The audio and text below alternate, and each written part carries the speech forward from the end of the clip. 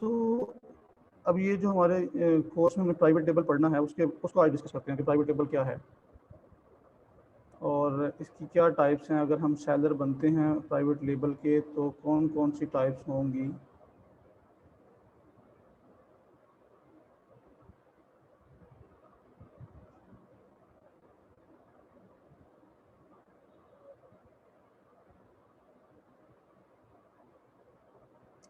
ठीक है, तो डिफरेंट टाइप्स ऑफ पीएल की डिफरेंट टाइप्स हैं। ये असल में सेलर टाइप्स हैं।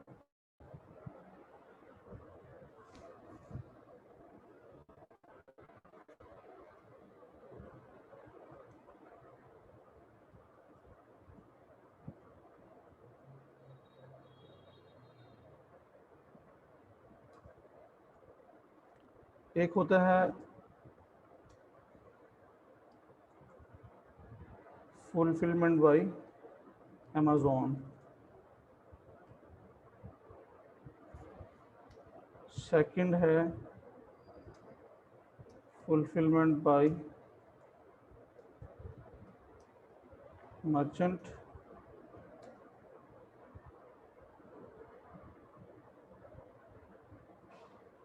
और तीसरा वैसे ही अमेज़न है। अब इनको मैं बता देता हूँ कि होता क्या है। असल में ये टर्म्स जो हैं FBA और FBM किस लिए हैं। लेकिन जब आप स्टॉक प्राइवेट लेबल बिजनेस को पहले देख लें कि होता क्या है। प्राइवेट लेबल का मतलब है आप अपना ब्रांड बनाने जा रहे हैं। ठीक है, आप अपना ब्रांड बनाएंगे, इट मीन्स कि कोई भी प्रोडक्ट जो है उसके ऊपर जो ब्रांडिंग होगी वो आपकी होगी, उसके ओनर आप हैं, ओनरशिप आपके पास है। बाटा की ओनरशिप बाटा के ओनर के पास है, सर्विस की ओनरशिप सर्विस के ओनर के पास है। ठीक है, इसी तरह कोई भी चीज़, किसी भी चीज़ का ब्रांड है तो जिसका ब्रांड है वो ओनर है उसका।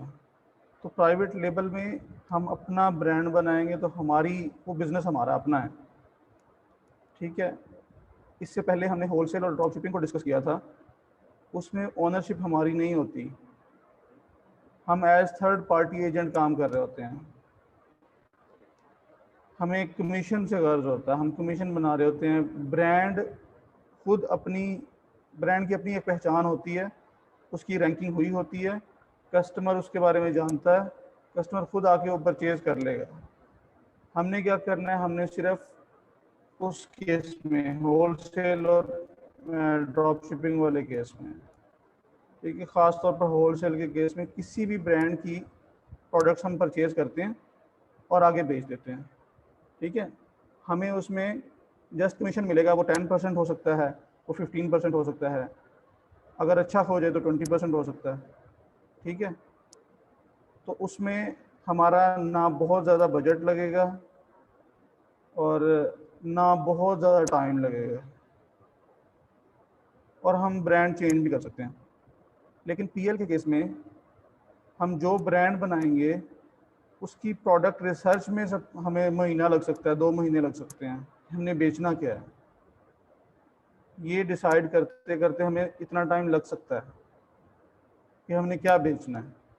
एक दफ़ा हम डिसाइड कर लेंगे फिर हम उसमें आगे बढ़ेंगे, फिर हम उसकी सोर्सिंग करेंगे, हम उसके ऊपर ब्रांडिंग करेंगे, अपने ब्रांड अपनी पैकिंग बनाएंगे उसकी, और उसको फिर हम अमेज़न के वेयर हाउस पे पहुंचा देंगे।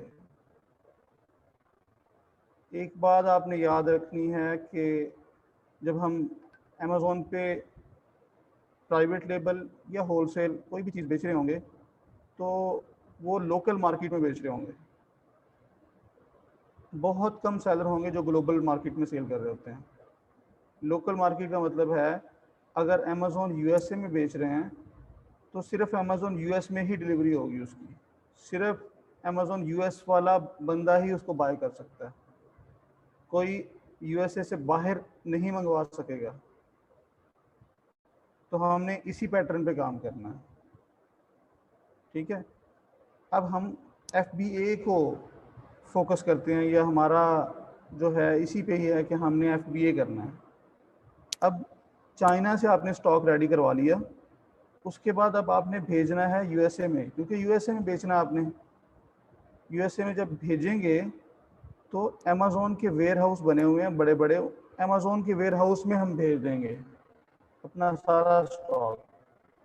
वो हो सकता है 3 मंथ की इन्वेंट्री हो, 4 मंथ की इन्वेंट्री हो, ठीक है, हो सकता है 6 मंथ की इन्वेंट्री हो, लेकिन हम मिनिमम 4 मंथ की इन्वेंट्री ज़रूर लेके जाते हैं, ठीक है, 3 to 4 मंथ ज़रूर लेके जाएंगे। ख़ास तौर पर आजकल की जो सिचुएशन है कोविड की वजह से, ठीक है, चीज़ें जो हैं वो नॉर्मल नहीं हैं, लेट हो सकती है दोबारा शिपमेंट, इसलिए हम फर्स्ट शिपमेंट को 4 मंथ लाजमी लेके जाते हैं, ठीक है। अच्छा, अब हमने अपना स्टॉक भिजवा दिया अमेज़ोन के वेयर हाउस में, और हमने अमेज़ोन की अपना जो अकाउंट था वहाँ पर वही प्रोडक्ट लिस्ट कर दी, वो प्रोडक्ट अपना डिटेल पेज बना लिया उसका। अब हम उसको बेचना शुरू करेंगे। जब हम उसको बेचना शुरू करेंगे और हमारे पास कोई ऑर्डर आएगा तो अमेज़ोन हमारे स्टॉक में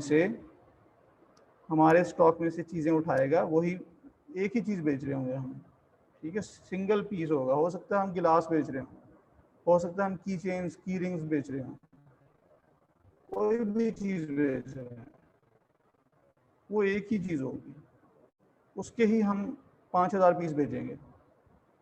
अब अमेज़ोन क्या करेगा, जितने ऑर्डर्स आएंगे अमेज़ोन हमारे उस स्टॉक में से उठाएगा और वो हमारे कस्टमर को शिप करेगा, ठीक है। अमेज़ोन हमसे इस चीज़ के सर्विस के चार्जेस लेगा, अमेज़ोन को हम चार्जेस देंगे।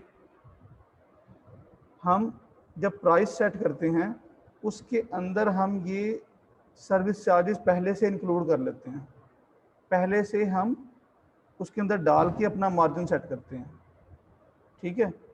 और अमेज़ोन ये जो सर्विस दे रहा है, अब जो अमेज़ोन की ये सर्विस लेगा वो FBA सेलर कहलाएगा,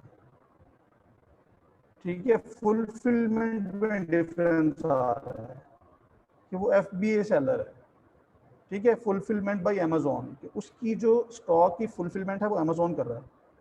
एक दूसरा कस्टमर है, एक दूसरा सेलर है, वो कहता है कि मेरा तो अपना घर यूएसए में है, ठीक है, या मेरे पार्टनर का घर यूएसए में है, हम अमेज़ोन को क्यों एक्स्ट्रा चार्जेस दें, हम खुद भी तो कर सकते हैं ना ये काम, कि उठा के पिक पैक एंड शिप ही करना है ना, कस्टमर सपोर्ट देनी है, और अगर कोई रिटर्न आ जाता तो वो हैंडल करना है। तो मैं वहाँ बैठा हूँ, मैं खुद कर लूँगा। वो अपना स्टॉक अमेज़ोन के वेयर हाउस में भिजवाने की बजाय वो अपने घर ले जाता है, चाइना से सीधा अपने घर। अभी स्टार्ट है, बिजनेस छोटा है, इतना बड़ा तो है नहीं, 10-20 ऑर्डर आएंगे डेली के, वो आराम से कर लेगा, ठीक है। अब मर्चेंट खुद फुलफिलमेंट कर रहा है, ये है फुलफिलमेंट बाय मर्चेंट, FBM, ठीक है, ये है FBM, फुलफिलमेंट बाय मर्चेंट। इसमें हम अमेज़ोन को एक्स्ट्रा चार्जेस नहीं देंगे, ठीक है, क्योंकि हम खुद काम कर रहे हैं, हमारे ऊपर वाले पैसे बच जाएंगे, और वो अच्छे खासे होते हैं। जो भी हमारी प्राइस होती है उसमें तकरीबन 45 to 50% वही अमाउंट होती है जो अमेज़ोन हमसे चार्ज कर रहा होता है, ठीक है। अगर $10 किसी भी प्रोडक्ट की प्राइस है, उसमें से $4 से $4.5 इतनी तो एवरेज जो है ना वो अमेज़ोन ने ले लेनी है, सिर्फ फुलफिलमेंट करने की, अपने पास स्टॉक रखने की, वो अच्छी खासी अमाउंट होती है। इसलिए कुछ लोग कहते हैं कि FBM कर लिया जाए, FBM ज़्यादा बेहतर है, पैसे बचेंगे ज़्यादा, और बच जाते हैं उनको पैसे, ठीक है। तीसरी इसमें टाइप जो है वो है अमेज़ोन। आप देखेंगे कि अमेज़ोन भी होगा, सेलर्स में अमेज़ोन खुद बैठा होगा। इसका क्या मतलब है? इसका मतलब ये है कि अमेज़ोन का एक डिपार्टमेंट है जो कि सेल्स करता है, सेलर डिपार्टमेंट।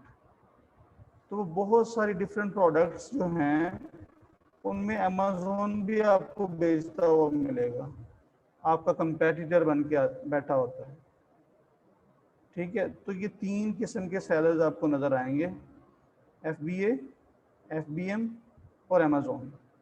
अब FBA और FBM ये दोनों जो हैं ये नॉन AMZ हैं, ठीक है, ये दोनों सेलर्स ऊपर वाले ये नॉन AMZ हैं, प्राइवेट सेलर्स हैं, हमारी तरह के होंगे। लेकिन जब आपको अमेजोन नज़र आ जाए AMZ, इट मीन्स कि वो वाकई अमेजोन का ही कोई डिपार्टमेंट का, मतलब वो सेलर है, खुद है अमेजोन। ठीक है, अब FBM आपको लग रहा होगा कि FBM तो ज़्यादा बेहतर है FBA से, क्योंकि प्रॉफिट मार्जिन इसमें ज़्यादा बन सकता है, या आप अपनी प्राइस नीचे गिरा के कंपटीशन कर सकते हो, लोगों को अट्रैक्टिव प्राइस दे सकते हो, क्योंकि आपके पास एक्सपेंसेस कम हैं। ठीक है, लेकिन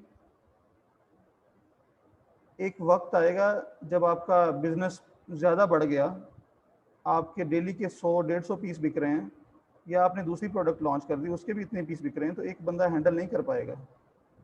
और हो सकता है उसका घर भी छोटा हो, इतनी जगह ही ना हो, उसको सेपरेट वेयर हाउस लेना पड़े रेंट पे, और उसको टीम बनानी पड़े ये सारा कुछ करने के लिए। तो लोग करते हैं ऐसा। ठीक है, लोग ऐसा करते हैं, वो टीम भी बनाते हैं, वो अपने वेयर हाउस भी ख़रीदते हैं, रेंट पे ले लेते हैं।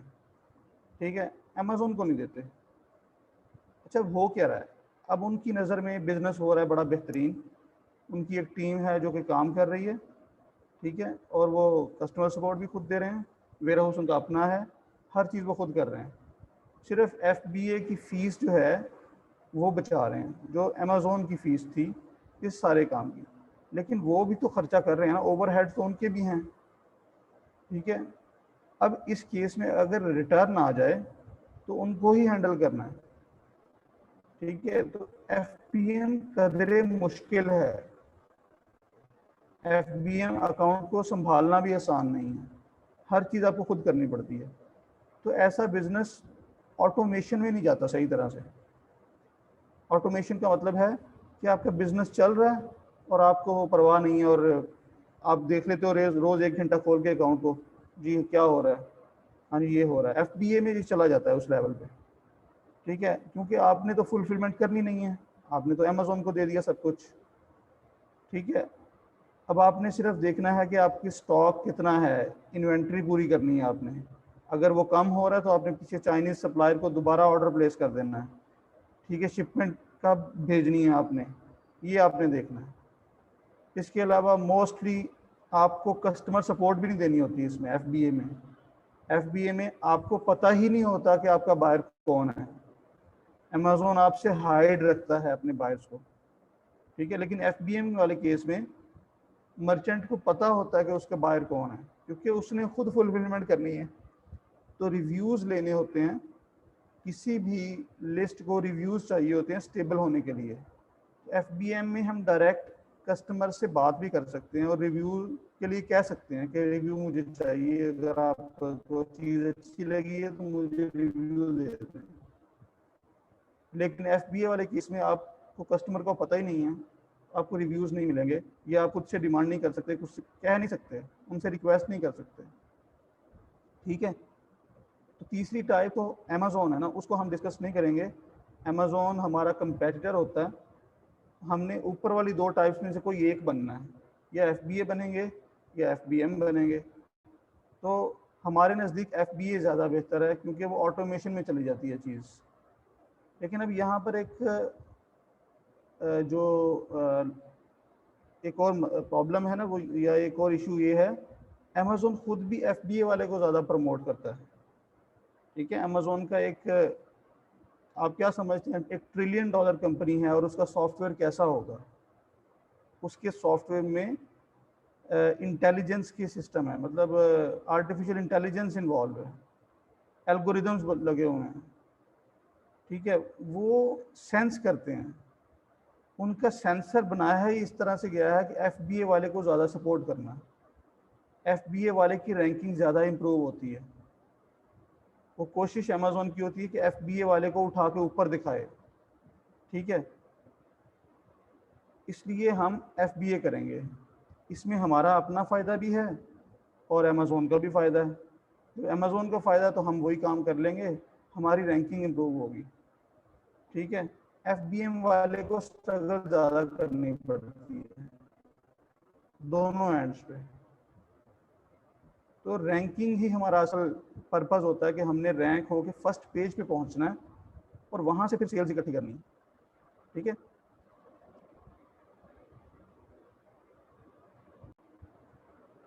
तो अब हम अमेज़न फीस की बात करते हैं कि अमेज़न फीस क्या होती है। अमेज़न फीस दो तरह की फ़ीस है, दो किस्में हैं अमेज़न की फ़ीस की। ठीक है,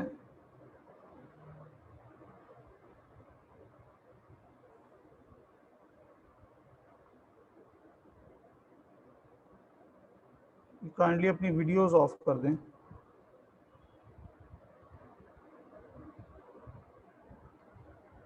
अच्छा जी, अमेज़न फ़ी जो होती है, एक तो होती है 15% ऑफ प्रोडक्ट प्राइस।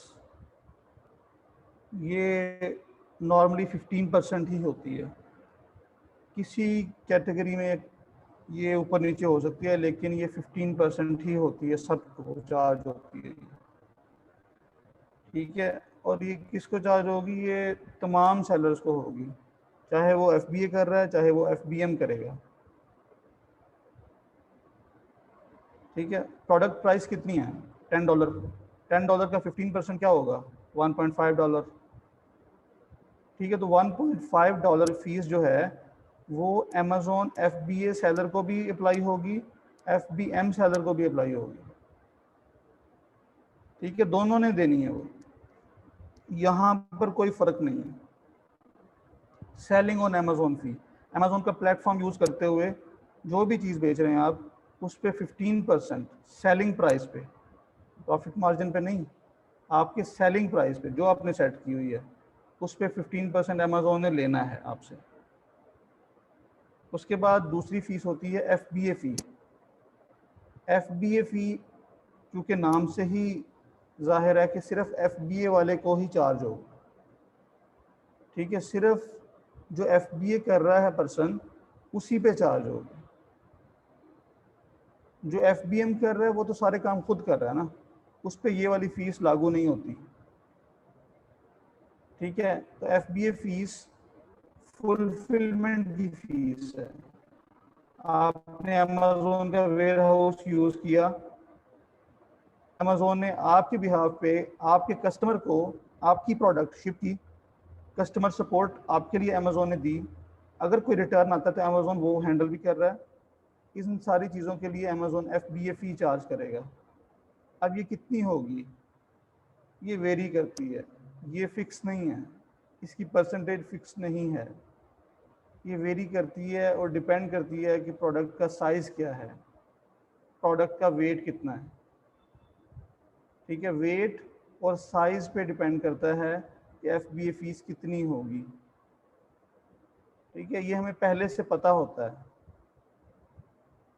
अब फीस जितनी भी हो, हमने अपने सेलिंग प्राइस जब सेट कर रहे होते हैं उसके अंदर हम इस फीस को भी डाल देते हैं और फिर प्रॉफिट मार्जिन निकालते हैं। तो हमारा प्रॉफिट मार्जिन जो होता है PL के केस में, प्राइवेट लेबल के केस में मिनिमम 25% होना चाहिए। 25% से कम नहीं होना चाहिए। हम इससे नीचे काम नहीं करेंगे। या तो हमारी सोर्सिंग में फॉल्ट है, या हमने प्रोडक्ट ही ऐसी चूज़ कर ली है जिसमें प्रॉफिट मार्जिन इससे ऊपर जा ही नहीं सकता, क्योंकि बहुत ज़्यादा सैचुरेशन है, हर बंदा ही वो बेच रहा है। जब हर बंदा बेच रहा है तो कंपटीशन भी वैसे ही होगा, आप compete ही नहीं कर सकते एक दूसरे के साथ। ठीक है, तो वहाँ पर आप प्रॉफिट मार्जिन नहीं ले सकते। तो हमने एक तो प्रोडक्ट ऐसी उठानी है जो कि सैचुरेटेड ना हो, हर बंदे के पास ना हो, उसके सेलर्स बहुत ज़्यादा ना हो, मींस कंपटीशन ज़्यादा ना हो, कम हो कंपटीशन। दूसरी बात, जब हम प्रोडक्ट सिलेक्ट कर लेंगे तो बात आ जाती है सोर्सिंग पे। अब हमने ख़रीदनी है, ख़रीदते वक्त हमने उसकी प्राइस अच्छी लेनी है। ठीक है, अगर ख़रीदते वक्त हम परचेजिंग में मार खा गए तो आप ये याद रखें कि आप फिर प्रॉफिट नहीं बना सकते। तो बिज़नेस का पहला असूल यह है कि परचेजिंग अच्छी हो। अगर आपकी परचेजिंग अच्छी हो जाएगी तो प्रॉफिट मार्जिन आपको मिल जाएगा। ठीक है, तो इसलिए ये जो हमारे ट्रेडिशनल बिजनेस हैं, जो शॉप्स जिन्होंने लोगों ने शॉप्स बनाई हुई हैं, ये किसी खास होलसेल मार्केट में जाते हैं परचेजिंग करने के लिए। अब होलसेल मार्केट से परचेजिंग करना भी एक स्किल है, एक आर्ट है। आम बंदा जाके होलसेल मार्केट से परचेजिंग करेगा तो वो महंगी लेके आएगा। ठीक है, तो जिसने परचेजिंग अच्छी कर ली उसको मार्जिन मिल जाएगा। तो मिनिमम प्रॉफिट मार्जिन 25% होगा हमारा पीएल में। अगर नहीं होता तो सोर्सिंग पे हमें काम करने की ज़रूरत है। ठीक है, अगर सोर्सिंग भी अच्छी कर ली है फिर भी नहीं हो रहा तो प्रोडक्ट चेंज करनी पड़ेगी। ठीक है, तो ये है अमेज़ोन की फ़ीस, जो कि दो किस्म की है। एक और है अमेज़ोन के चार्जेस, जो कि अकाउंट के चार्जेस होते हैं। मतलब आप अमेज़ोन पे अकाउंट बनाएंगे तो अमेज़ोन आपसे मंथली चार्ज करेगा। ठीक है, अमेज़ोन $40 मंथली चार्ज करेगा आपसे, चाहे आप बेचें चाहे आप ना बेचें। आपने अकाउंट बना लिया हुआ है, सेलर सेंट्रल की बात हो रही है कि आपका सेलर अकाउंट बना हुआ है, वो यूएसए से बना हुआ है, वो यूके से बना हुआ है, वो ऑस्ट्रेलिया से बना हुआ है, वो जहाँ से मर्जी बना हुआ है। अगर आप अमेज़ोन का अकाउंट लेके बैठे हुए हैं तो अमेज़ोन आपसे मंथली चार्जेस लेगा।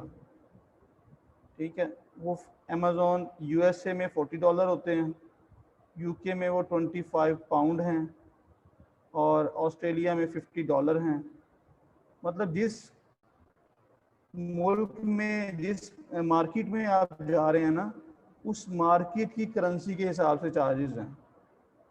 अब ऑस्ट्रेलियन डॉलर जो है वो सस्ता है, वहाँ $50 चार्ज कर रहा है अमेज़ोन। यूएस का डॉलर महंगा है, वहाँ $40 चार्ज कर रहा है। यूके का पाउंड उससे भी महंगा है तो वहाँ 25 पाउंड चार्ज कर रहा है।